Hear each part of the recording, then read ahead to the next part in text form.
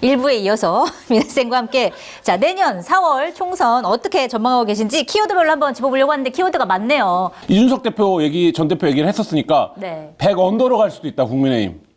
어쨌든 이준석 대표가 강서구청장 선거를 거의 정확하게 맞추지 않았습니까? 제가 이 방송에서 얘기했는데 그분이 자기가 안 나오는 선거 잘 맞춰요. 자, 100 언더로 간다. 이준석 전 대표의 전망 언더. 동의하십니까?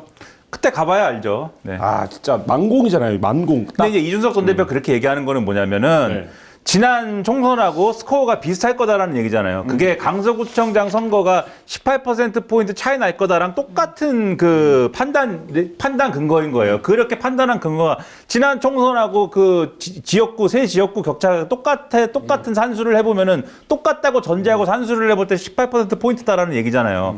그리고 지난 총선하고 똑같을 거다라고 얘기하는 근거가 뭐냐면은 지난 총선에서 왜 졌느냐. 그 강경보수, 극우보수, 반공보수 그것만 하고 거기에 갇혀가지고 그것만 가지고 선거를 했기 때문에 진 거다. 뭘 했어야 되냐면은 이 중도층 그리고 20대 젊은이들과 함께 세대 포이론을 해가지고 네. 요거를 승부를 걸었어야 되는데 그걸 안 해갖고 진 것이다. 실제로 바로 다음에 2021년에 서울시장 보궐선거를 했더니 오세훈으로 대승하지 않았느냐. 그때부터 정권교체 바람이 불지 않았느냐. 그리고 실제로 윤석열 후보가 대통령으로 당선된 데 혁혁한 공을 세우지 않았냐. 누가 했냐?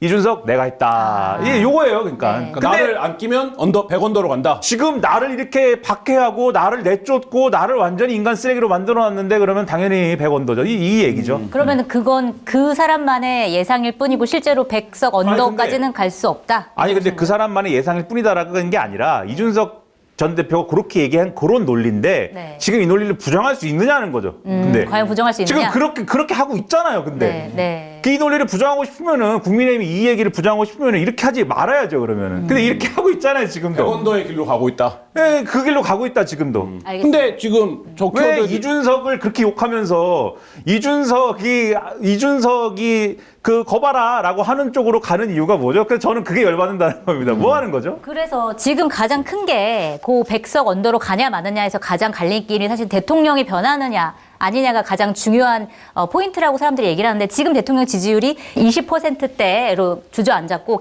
지난주 금요일 갤럽 조사에서는 딱 30%가 나왔어요. 그래서 그 전주보다 상당히 많이 떨어졌고 특히 수도권에서 굉장히 많이 떨어졌고 또 그다음에 대구 경북에서도 굉장히 많이 떨어졌어요. 보니까 서울은 지지율이 그 전주에 33%에서 25%로 떨어졌고 8%포인트나 떨어졌고 대구 경북 같은 경우에는 58%에서 45%로 13%포인트나 떨어졌단 말이에요. 갤럽 조사 결과.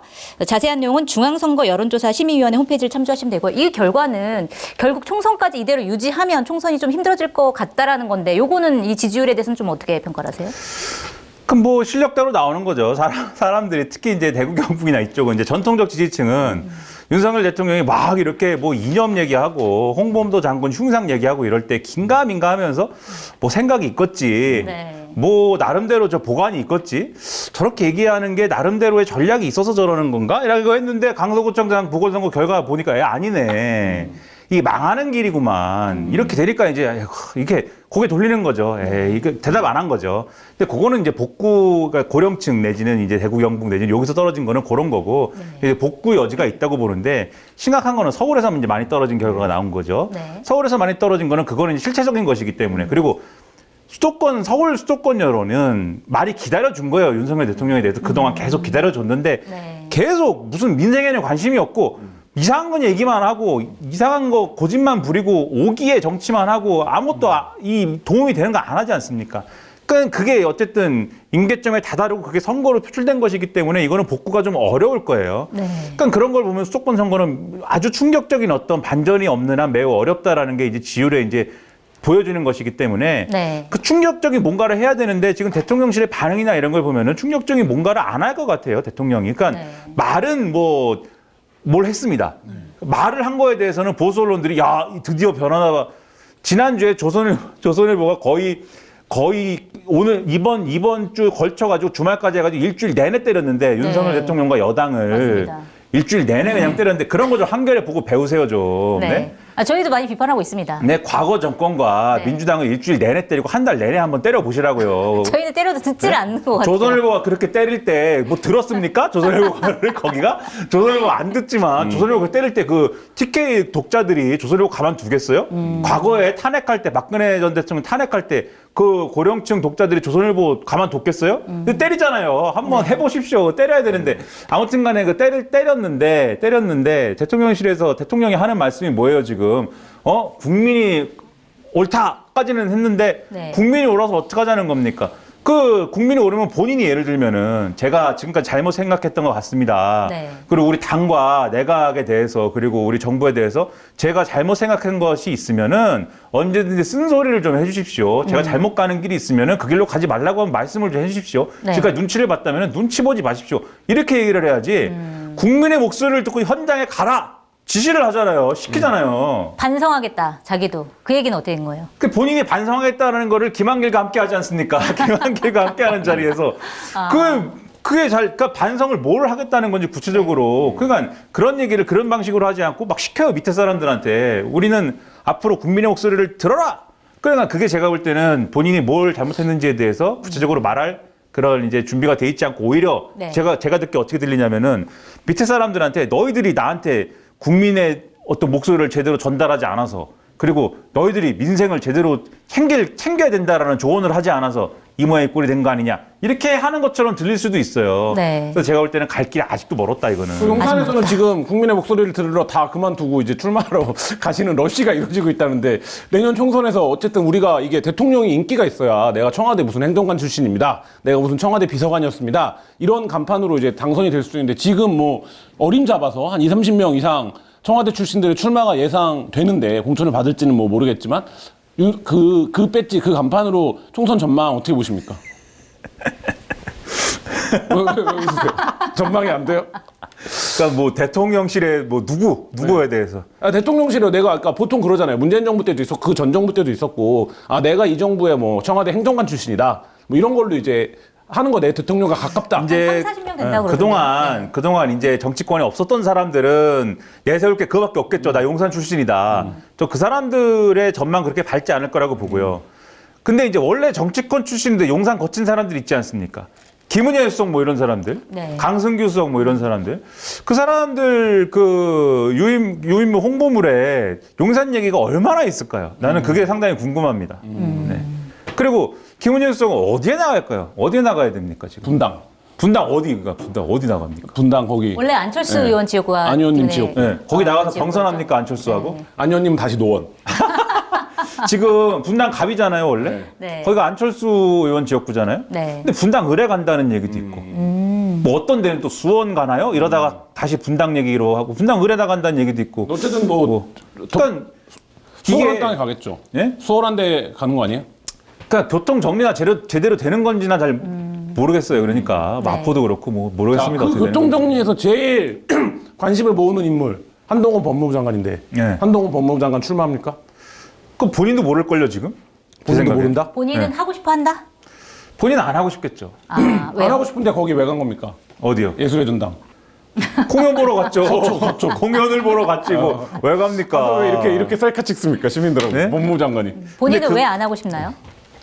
그 검사 출신이지 않습니까? 네. 검사 출신이고 특수부 검사 출신이고 어렸을 때부터 그 소년급제 해가지고 자기가 제일 잘난 줄 알잖아요. 네. 그 제일 잘난 줄 아는 사람들이 제일 한심하게 생각하는 부류가 정치인들이에요. 자기는 그럼 여의도를 거치지 않고 바로 대통령 후보로 간다? 이건가요? 대통령의 꿈을 뭐 꾸시는지도 제가 잘 모르겠고, 네. 그러니까 자기 잘난 맛에 사는 분들인데, 다만 이제 여론조사상 지지율이 높게 나오고 이러면 이제 용꿈을 꾸긴 하겠죠. 용꿈을 꾸긴 하겠지만 윤석열 대통령이 언제 배지 달고 대통령 됐습니까? 그러니까 배지를 꼭 달아가지고 저 한심한 정치인들하고 아웅다웅 해야겠느냐라는 그러한 태도와 생각이 기본적으로는 깔려 있긴 할 텐데, 네. 근데 그렇다고 뭐 난 반드시 배지를 안 달고 꼭 해야 될까요? 뭐라고 하는 방침으로 정해놓은 건 아닐 테니까 지금 자기도 아마 자기 갈 길 모를 거예요. 그러면 지금 예를 들면 총선에 이제 출마한다 안 한다라고 나눠봤을 때 네. 총선에 출마를 안 하는 거면은 법무부 장관을 계속 할 거냐?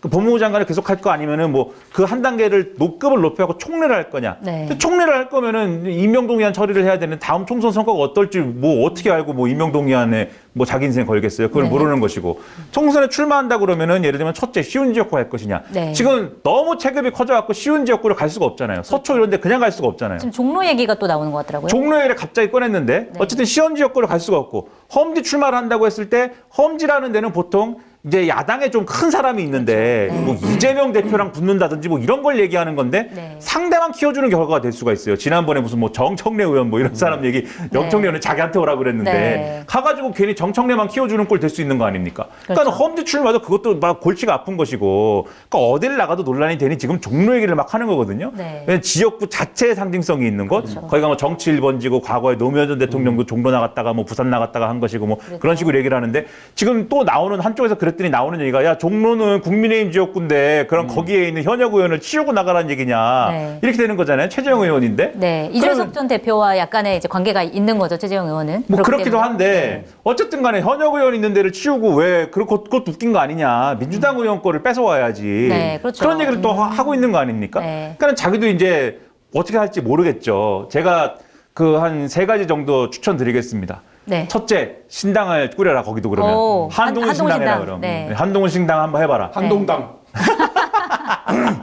우린 검사당 이렇게 해봅시다. 두 번째. 우리 검사당 네, 이렇게 하시고 신당 죽어도 안 하겠죠. 윤석열 대통령하고 함께 가야 되니까. 네. 그럼 두 번째 아예 그러면은 상징성 있는 데 가려면 광주로 가시라. 광주 같은 데 가라. 오, 네, 가가지고 왜냐면은 한동훈 장관 뭐 정치적으로 뭐 해보려면은 최대한 윤석열 대통령하고 떨어져야 돼요. 네. 윤석열 대통령의 순장조 해가지고 남는 게 하나도 없습니다. 최대한 떨어져가지고 뭐 해봐라 그러면 광주에 네. 가가지고 뭐 사과도 하고 뭔가에 대해서 정치적인 문제에 대해서 역사의 매듭을 풀기 위해서 뭐 이런 거 절대 안 해라. 하거든요. 어쨌든 세 번째. 네, 뭐 이것도 절대 안 하겠죠. 네. 세 번째, 그냥 장관도 그만두고 총선도 불출마하고 네.